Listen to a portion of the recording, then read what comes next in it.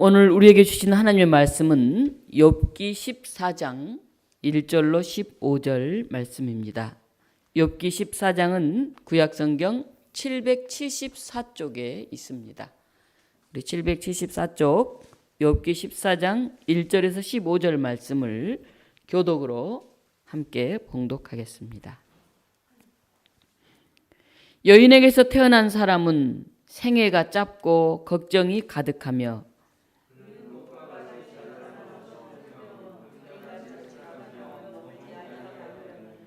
이와 같은 자를 주께서 눈여겨 보시나이까? 나를 주 앞으로 이끌어서 재판하시나이까?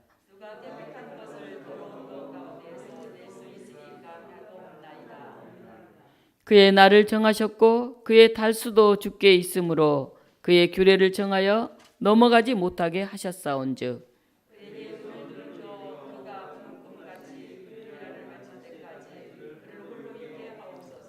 나무는 희망이 있나니 찍힐지라도 다시 움이 나서 연한 가지가 끊이지 아니하며 물 가운데 움이 돋고 가지가 뻗어서 새로 심은 것과 같거니와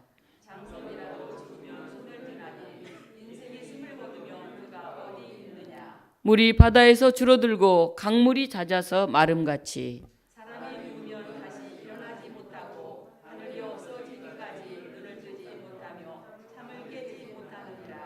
주는 나를 수월에 감추시며 주의 진노를 돌이키실 때까지 나를 숨기시고 나를 위하여 규례를 정하시고 나를 기억하옵소서.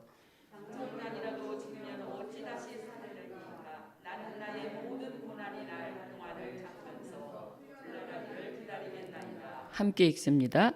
주께서는 나를 부르시겠고 나는 대답하겠나이다.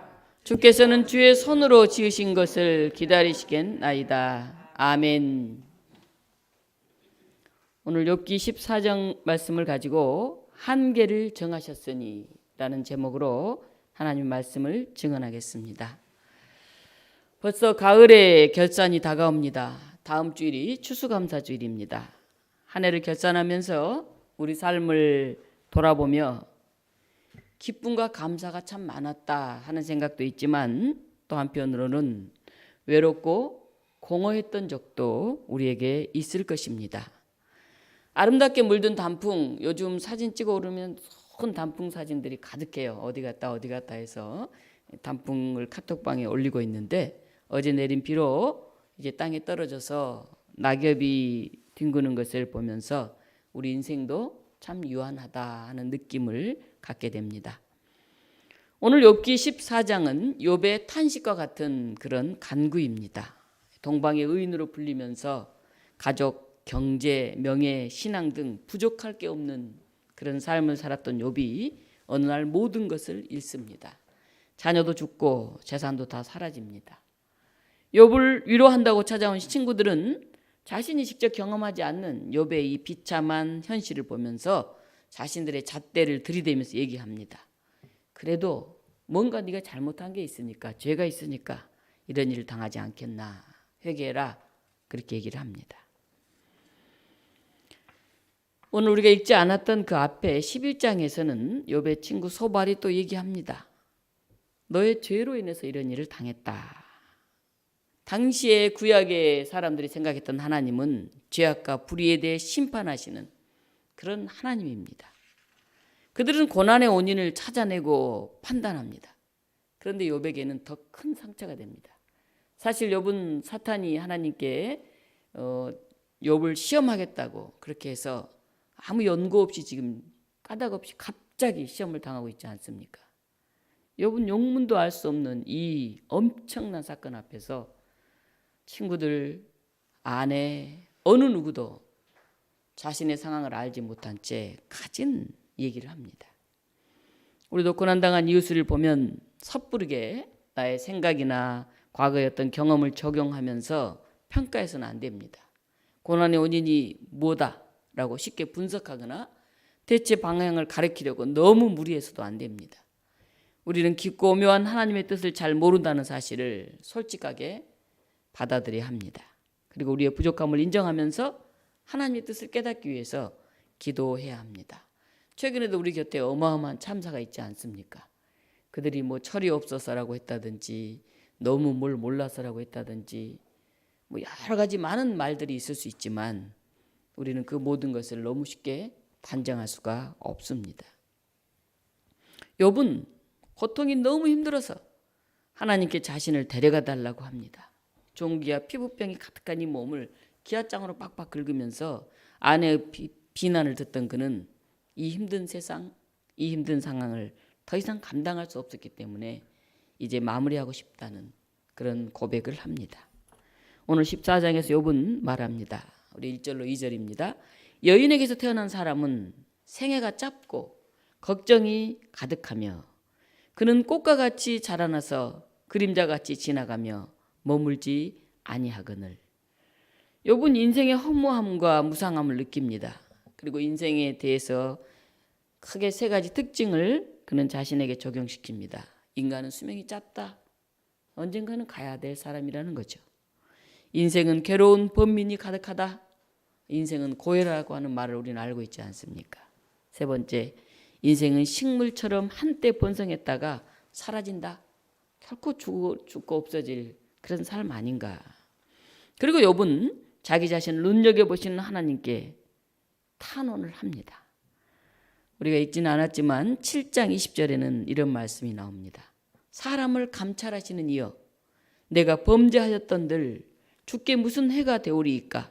어찌하여 나를 당신의 관역으로 삼으셔서 내게 무거운 짐이 되게 하셨나이까?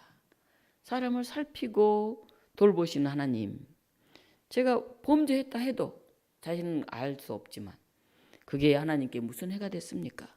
왜 나를 이렇게 관역으로 삼으셔서 이런 무거운 짐을 지게 하십니까? 정말 어찌 보면 너무 비통한 고백입니다. 오늘 14장 4절에서는 이렇게 말합니다. 누가 깨끗한 것을 더러운 것 가운데서 낼 수 있으리까? 하나도 없나이다. 욥은 인간의 한계와 죄, 모든 인간의 죄악과 연약함을 말합니다. 이 인간은 온 죄를 다 가지고 있는데, 죄가 있는데 그 더러운 가운데서 깨끗한 것을 어찌 모든 사람이 낼 수 있겠습니까? 아무도 없습니다. 하나님, 저는 너무 이 고통이 큽니다. 그런 고백을 합니다. 그리고 오늘 14장 5절입니다. 같이 한번 읽어보겠습니다. 그의 날을 정하셨고 그의 달수도 주께 있으므로 그의 규례를 정하여 넘어가지 못하게 하셨사온즉. 이게 한계를 정하셨으니 그 내용입니다. 그의 규례를 정하여 넘어가지 못하게 하셨다. 날과 달을 정하신 분, 하나님의 규례, 이 규례란 말이 제한, 한계, 그런 의미가 있습니다. 하나님이 한계를 정해 놓으셨어요. 그래서 인간은 누구도 그 한계를 넘어갈 수가 없다는 것이에요. 모든 것이 하나님이 정해놓은 경계선 안에 우리가 있다는 것입니다.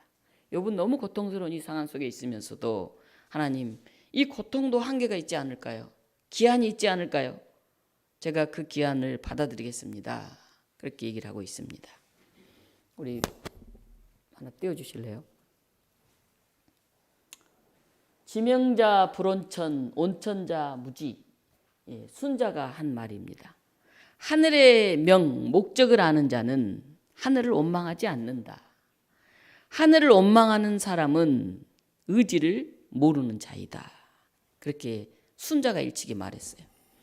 사람이 자기에게 주어진 하늘의 뜻을 모르면 하늘이나 원망하면서 주어진 역할과 사명을 감당할 의지나 의욕을 상실합니다. 내 환경이 이래서, 시대가 이래서, 그러면 자기가 할 생각을 하지 않습니다. 원망은 정당한 평가를 바탕으로 하는 것이 아니고 자기의 무능과 의지가 결핍된 상태, 그런 상태라고 순자가 얘기합니다. 우리에게 주어진 인생이 있습니다. 모두가 그 주어진 인생을 가져. 그런데 그 인생이 겪는 일들에 만족하기보다는 불평하고 타박하는 사람이 있어요. 왜 나는 이런 상황에 살까? 왜 나는 여기에 있을까? 그런가 하면 정해진 시간 속에서 더욱 각성된 마음과 정신으로 살아가면서 내가 살 수 있는 시간이 한정이 정해져 있는데 이 유한한 시간을 잘 보내야 되겠다. 내가 사는 동안 오늘 하루라도, 이 한 달이라도 제대로 보내야 되겠다. 그래서 그 시간을 잘 활용하려고 애를 쓰는 사람들이 있습니다. 우리 인생길에는 불완전한 것들이 있죠. 완벽하지 못한 것들이 많죠. 근데 거기에 막 집착하면서 나에게 주어진 시간마저 낭비하는 사람들이 있는가 하면 이미 되어진 일, 그 불완전한 것, 거기만 초점을 두면서 불평하다가 자기 옆에 있는 사람을 소홀히 대하여 결국은 자기 인생의 동반자마저도 잊어버리는 사람이 있습니다. 시간 불평, 상황 불평, 뭐 모든 것 불평. 왜? 정작 옆에 있는 사랑해야 되는 사람, 동반자의 배우자일 수도 있고 형제일 수도 있고 친구일 수도 있고 자녀일 수도 있는데 그런 사람들을 우리가 미처 돌볼 여유를 갖지 못한다 하는 것입니다. 이런 사람은 이루어질 수 있는 일마저도 스스로 가로막으면서 살아갑니다. 주어진 인생과 그 인생에서 일어나는 일들을 어느 관점에서 볼 건가, 그거는 각 사람의 자유지요. 끊임없이 변화하면서 흘러가는 시간을 허무하다, 인생은 그냥 고통스러운 거야, 그렇게 생각할 수 있습니다. 반면에 나에게 주어진 이 시간은 기회다, 소중한 선물이다. 내가 이 기회와 선물을 정말 하루 한 시간을 헛되이 보내지 않고 어떻게 의미 있게 인생을 살아갈까, 이렇게 생각하는 사람들이 있습니다. 욥이 하나의 본보기입니다. 욥은 우리 인생이 짧고 걱정이 가득하여 꽃과 같이 자라나서 시들고 그림자같이 지나가고 머물지 아니하는 그 인생의 모습을 분명히 알 수 있습니다. 알고 있어요. 인생은 유한하다 하는 한계를 인정합니다. 그러나 그는 이 유한한 한계의 경계선이 있는 이 인생 안에 하나님의 시선이 머물고 있다 하는 것을 욥은 압니다. 나는 불완전한 존재요, 유한한 존재이지만은 하나님의 시선과 관심이 늘 나를 머물고 있다, 그걸 아는 사람은 지혜로운 인생을 살아갑니다. 미국 백악관 국가장애위원회 정책 차관보를 지냈던 우리 한국인 강용우 박사라고 하는 사람이 있습니다. 이분은 14살 때 불의의 사고로 시각장애인이 되었어요. 앞을 볼 수 없게 되면, 그것도 태어나면서부터가 아니라 한참 청소년기에 어떻게 되겠습니까? 그런데 그는 그 좌절을 딛고 일어나서 끝까지 공부하고 자기의 소망을 잃지 않았습니다. 그리고 그는 결혼도 잘 했어요. 근데 그가 이제 결혼을 해서 자식을 낳고 나니까 그게 걱정이 생겼어요. 내가 앞을 보지 못하는 이 시각장애 때문에 혹시 내 자식이 상처를 받으면 어떡할까 하는 걱정이 생겼습니다. 어느 날 저녁에 아들이 자기를 위해 기도드리는 말을 듣고는 굉장히 가슴이 아팠다고 그럽니다. 아들이 이렇게 기도하는 걸 들었어요. 하나님, 우리 아빠는 야구도 못하고 운전도 못하고 자전거 타는 법도 가르쳐주지 못해요. 우리 아빠가 눈을 뜨게 해주세요. 볼 수 있게 해주세요. 하고 아들이 간절하게 기도드리는 것을 들었어요. 이 강 박사는 아들을 불러서 이렇게 말했습니다. 애야, 아빠는 보지 못하지만 엄마보다 더 잘할 수 있는 일도 있단다. 아빠는 불을 끄고도 재미있게 동화책을 읽어줄 수 있단다. 이렇게 말하면서 이제 캄캄한 저녁에 잠들기 전에 동화를 아주 재미있게 실감나게 아들에게 들려주었습니다. 그 후로 이 아들은 아버지를 새로운 눈으로 보게 되었습니다. 그리고 이런 생각을 하게 되었습니다. 사람은 한 가지 부족한 게 있다면 또 다른 장점도 있구나. 우리 아빠는 앞을 못 보는데 눈을 감고도 책을 줄줄줄 읽고 얘기를 잘 전해주시는구나 하는 것을 깨닫게 되었다고 합니다. 강용호 박사는 이렇게 말합니다. 꿈이 있으면 미래가 있다.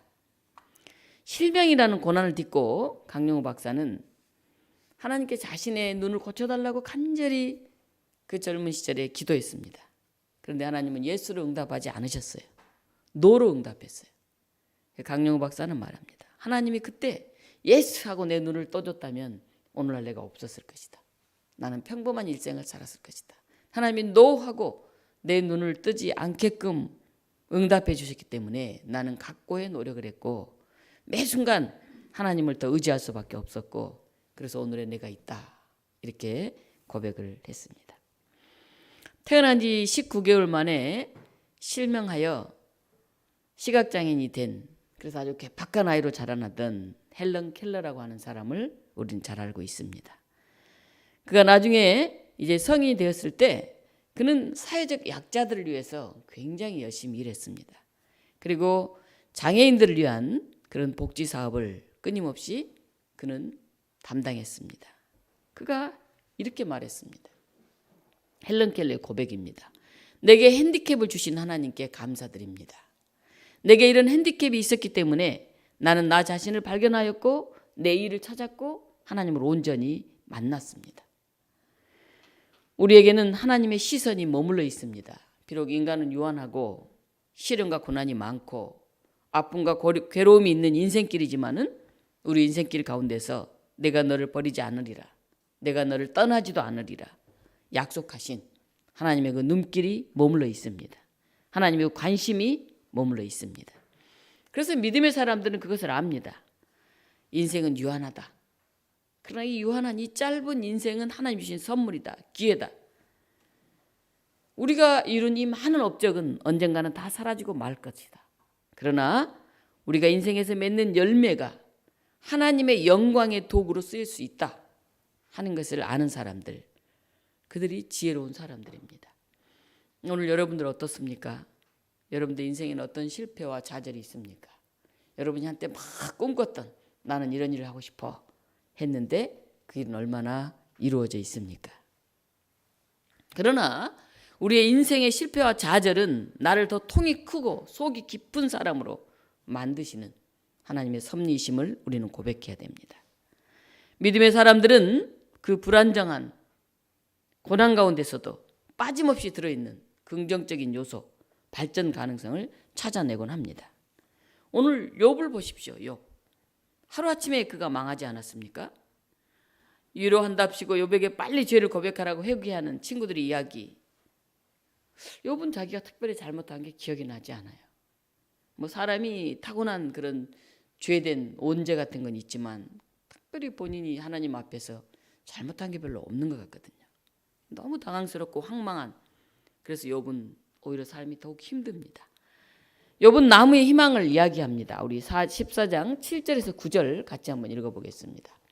나무는 희망이 있나니 찢길지라도 다시 움이 나서 연한 가지가 끊이지 아니하며 그 뿌리가 땅에서 늙고 줄기가 흙에서 죽을지라도 물기운에 움이 돋고 가지가 뻗어 새로 심은 것과 같거니와. 가을은 나무의 계절인 것 같습니다. 이 단풍으로 온통 세상이 노랗고 빨갛고 파랗잖아요. 이 사람들은 굉장히 아름다워하죠. 그러나 더 가을을 느끼게 하는 것은 살랑이는 바람에 견디지 못하고 땅에 떨어져 사람들을 발길에 채이는 낙엽입니다. 낙엽. 바스락 바스락 하는 낙엽을 밟으면서 우리는 가을을 노래하죠. 그래서 가을은 미술, 시, 음악의 소재가 됩니다. 단풍이 낙엽돼서 뒹구는 것을 보면서 인생은 허무해 이렇게 느끼는 사람도 있습니다. 그런데 낙엽은 허무하게 떨어져서 구르는 게 아니에요. 나무든 곡식이든 그게 살아있나 죽었나 보려면 뭘 보고 알 수 있습니까? 건강하냐 병들었냐. 우리 위에 난, 저번에 우리 창립주일 행사하면서 난이 많이 들어왔잖아요. 그래서 난이 이렇게 보면 이파리가 툭 떨어져요. 시들어가지고. 그럼 이 난이 이제 죽어가는구나 하는 생각이 들어요. 근데 이파리가 반짝반짝하면서 싱싱해요. 똑같이 들어온 난인데 이 난은 참 수명이 길구나. 이파리를 보면서 우리는 나무의 건강 상태를 알게 됩니다. 잎이 없다면 꽃도 열매도 없죠. 잎이 없다면 사람이 숨 쉬면서 살아갈 그런 산소를 제대로 공급하지 못하죠. 근데 이제 나무는 겨울을 날려면 자기 영양분을 최대한 이제 축적해서 이겨내야 되니까 이 추위를, 이파리를 다 떨어뜨립니다.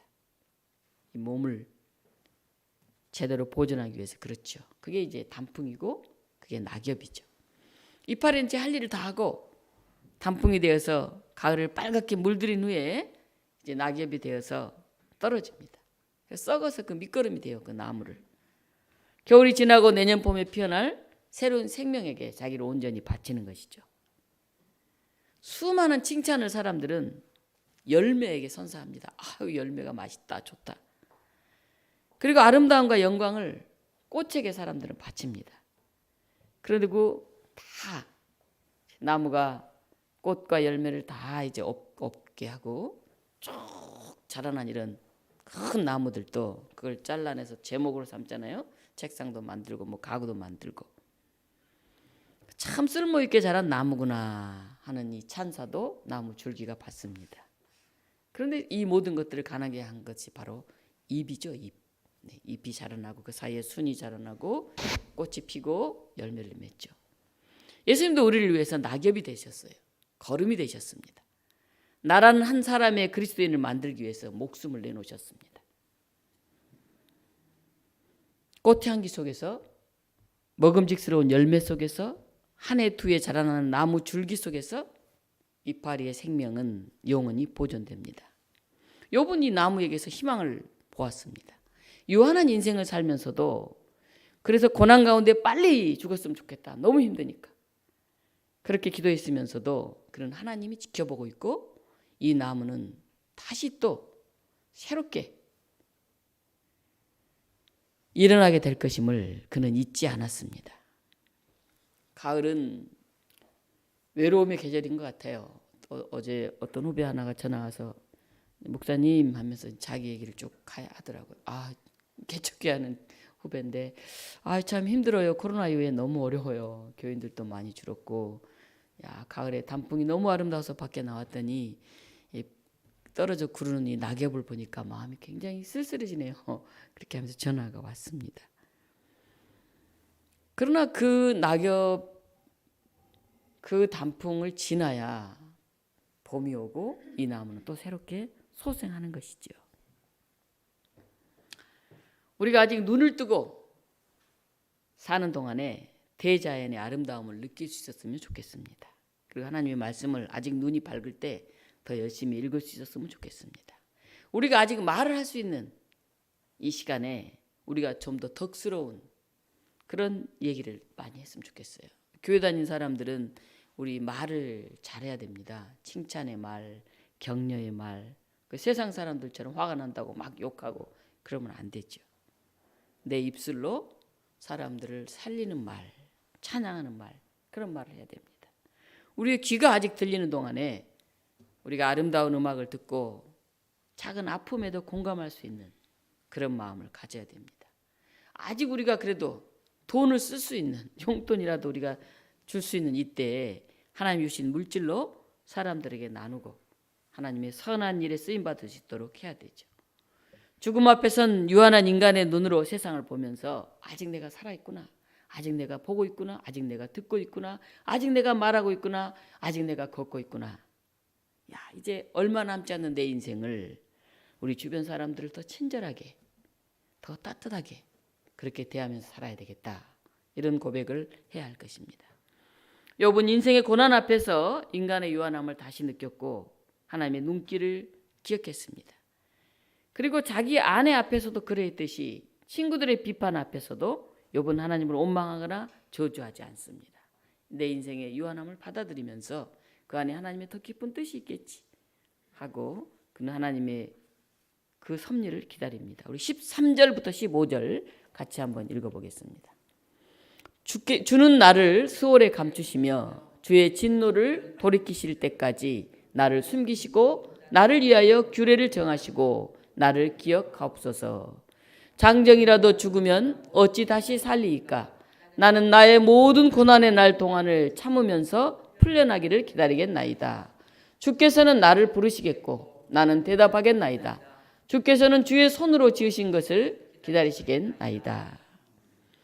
구약 성경에서 나오는 수월은 일반적으로 죽은 사람이 가는 사후 중간지대를 말합니다. 히브리인들은 우주가 하늘이 있고 땅이 있고 저 땅 밑 어두운 곳 세 부분으로 되어 있다고 보았습니다. 그래서 수월, 음부라고도 하죠. 땅 밑 지하에 있는 빛이 없고 어둡고 그늘진 곳. 신약 성경에는 이것을 하데스라고 부르는데 아직 죄인들이 죽은 후에 악한 죄인들이 죽은 후에 최후 심판을 받기 전까지 거주하는 그런 사후 중간 처소로 이해하곤 했습니다. 욥이 하나님의 진노가 너무 계속되고 이 세상에서는 그걸 피할 길이 없다 이걸 알고 차라리 저 수월 무덤 속에 나를 숨겨주면 좋겠다 그렇게 얘기합니다. 그러나 나를 위하여 규례를 정하시고 나를 기억해 달라고 합니다. 규례를 정한다. 기한을 정한다.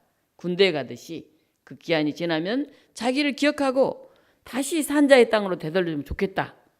그런 얘기입니다. 혹시 이런 상황 속에 있는 교우들 안 계십니까? 내 너무 힘들다. 좀 잊혀졌으면 좋겠다. 그런 분들 안 계십니까?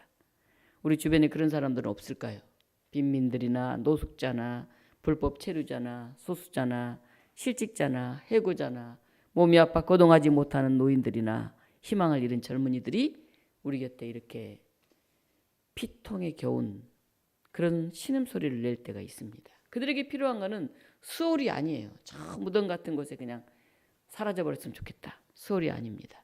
바로 쉼터입니다. 쉴 수 있는 안식처가 필요합니다. 누군가 그들에게 쉼터가 되어줘야 합니다. 우리 교회의 존재 이유가 그것이 아닐까요? 욥기를 읽는다는 것은 바로 이런 이들의 현실에 우리가 눈을 뜬다 하는 것과 무관하지 않습니다. 욥은 자연의 이치를 생각하면 나무를 차라리 부러워하죠. 주께서는 나를 부르시겠고 나는 대답하겠나이다. 주께서는 주의 손으로 지으신 것을 기다리시겠나이다. 그런데 나의 모든 고난의 날 동안을 참으면서 풀려나기를 기다리겠다. 이 참으면서 풀려나기, 여기 풀려나다는 말이 할리파 그 온뜻이 다시 움이 나서 이런 뜻이에요. 다시 움이 나서 다 죽고 다 끝난 것 같지. 발에 밟히는 그 낙엽이라 할지라도 그 나무는 새로 살아나는 걸 압니다. 제가 너무너무 괴롭고 죽고 싶어서 무덤 속에 그냥 있었으면 좋겠다는 생각이 들지만 그러나 참으면서 풀려나기를 기다리겠습니다. 그 기한이 지나면 다시 움이 나는 것처럼 제가 소생하기를 원합니다. 욥은 그렇게 고백합니다. 사람은 가능성을 찾아 도전하는 존재입니다. 모든 게 막힌 것처럼 보이더라도 단 하나의 가능성이라도 보이면, 아니 그게 보이지 않더라도 나를 지켜주신 하나님이 계시다고 한다면 우리는 그걸 이겨낼 수가 있습니다. 우리 기장교단에 굉장히 유명하신 만우 송창근 목사님이 계시는데 그분이 이런 말씀을 했어요. 벽도 밀면 문이 된다. 벽도 밀면 문이 된다는 거예요. 하나님은 하시는 분이고 하실 수 있는 분이에요. 근데 우리가 그 믿음이 약해서 그 일을 하지 않고 있는 거죠. 주께서 나를 부르시겠고 나는 대답하겠나이다. 주께서는 주의 손으로 지으신 것을 기다리겠나이다. 욥은 그 고난 가운데서도 그렇게 고백합니다. 견딜 수 없는 그 기간이 끝나면 하나님의 손길이 있으리라는 것을 믿고 다시 하나님 앞에 서는 그런 욥을 기억합시다. 우리 예인 수녀의 시 가을 편지 중에 한 기절 읽고 말씀을 마칩니다. 때로는 이해할 수 없는 고통과 슬픔 속에서도 삶을 뜨겁게 사랑할 수 있는 믿음과 지혜를 이 가을엔 꼭 찾아 얻게 하소서. 꽃이 죽어서 키워낸 열매, 잎사귀가 죽어가며 남겨놓은 탐스러운 결실, 당신이 죽어서 살려낸 나, 그리고 우리, 가을엔 이것만 생각해도 넉넉합니다. 기도하겠습니다. 생명의 하나님, 우리 모두에게 정해진 기한이 있습니다. 우리의 가족들을 돌보고 섬길 수 있는 때가 있습니다. 우리의 교회를 위해서 헌신하고 봉사할 수 있는 기회가 있습니다. 나라와 민족을 위해서 기도할 수 있는 그런 시간이 있습니다. 하나님, 우리가 아직 일할 수 있을 때, 아직 힘이 있을 때 기뻐하게 하시고 정해진 시간 안에서 최선을 다하는 저희들이 되게 하여 주시옵소서. 이 가을 하나님 앞에 나와서 그리스도의 사랑과 연결되고 성령의 능력으로 이어지면서 우리가 결코 허탈하지도 허무하지도 않는 향기와 가치를 풍겨내게 하옵소서. 바로 그 모습을 우리에게 보여주시고 우리 또한 그렇게 살기를 소망하시는 예수 그리스도 이름으로 기도하옵나이다. 아멘.